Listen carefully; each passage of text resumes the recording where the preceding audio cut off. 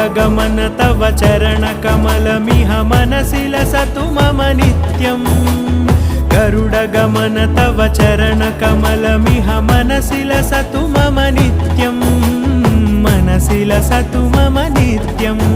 मम तापमपाकुरुदेव मम पापमपाकुरुदेव मम तापमपाकुरुदेव मम पापमपाकुरुदेव